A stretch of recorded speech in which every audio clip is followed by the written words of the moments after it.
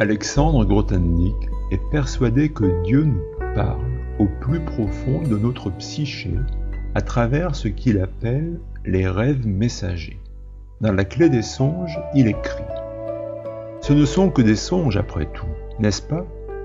Qui donc serait si fou que d'écouter un songe, voire même le suivre ? Même quand, par extraordinaire, il élève la voix, on dirait que Dieu lui-même fasse tout son possible pour surtout ne pas faire pression sur nous, si peu que ce soit pour l'écouter, alors que tout fait pression pour nous faire nous boucher les oreilles. C'est presque comme si Dieu lui-même se mettait de la partie pour surenchérir. Oh, vous savez, faut surtout pas vous en faire ou vous croire obligé. Si je parle, c'est comme si je me parlais à moi-même, en marmonnant.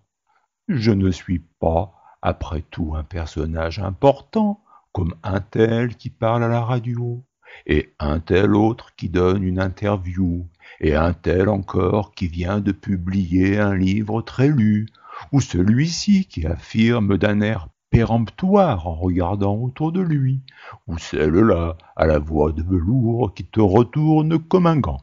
Je ne voudrais surtout pas leur faire la concurrence, et d'ailleurs, j'ai beaucoup de patience et énormément de temps. Alors pour m'écouter, rien ne presse, si ce n'est dans cette vie.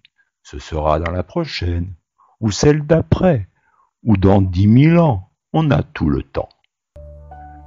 Avec tout ça, c'est même miracle quand il arrive, presque jamais, que l'inimportant, le tout patient, l'insensé, l'ignoré soit écouté.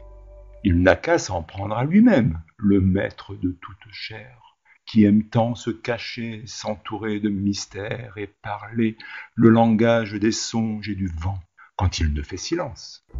Le monde entier tonitru et commande, et décrète et statue, et promet et menace et fulmine et excommunie et taille sans merci, quand il ne massacre sans vergogne, au nom de tous les dieux et de toutes les sacro-saintes églises, de tous les rois de droit divin, et tous les saints sièges, et tous les saints pères, et toutes les patries altières, et au nom de la science, oui monsieur, et du progrès, et du niveau de vie, et de l'académie, et de l'honneur de l'esprit humain, parfaitement. Et dans cette clameur de toutes les puissances, et toute fringale, et toute violence, un seul se tait, et il voit, et attend.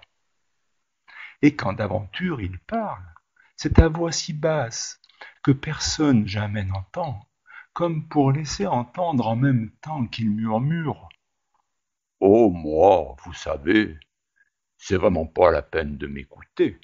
D'ailleurs, dans ce vacarme, ça vous fatiguerait. Les voix de Dieu, je reconnais, sont insondables. Si insondables qu'on ne peut guère s'étonner que l'homme s'y perd et perde même la trace de Dieu et jusqu'au souvenir de lui.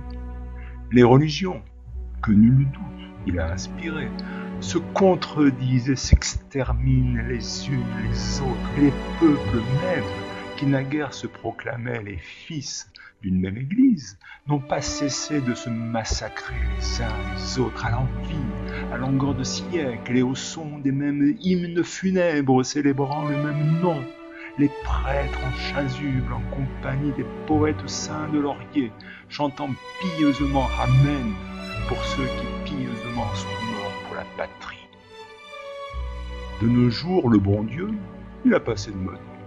Mais le cirque macabre tourne aussi fort que jamais. Les prêtres et les poètes font toujours leur boulot de croque-mort, sous la houlette alerte des généraux, des rois, des présidents, des papes, tandis que la science, alias l'honneur de l'esprit humain, toujours aussi sublime et aussi désintéressé, fournit les moyens grandioses et impeccables des méga-massacres perfectionnés, électroniques, chimiques, biologiques, atomiques et à neutrons sur les charniers d'aujourd'hui et de demain. Seul Dieu se tait. Et quand il parle, c'est à voix si basse que personne jamais ne l'entend.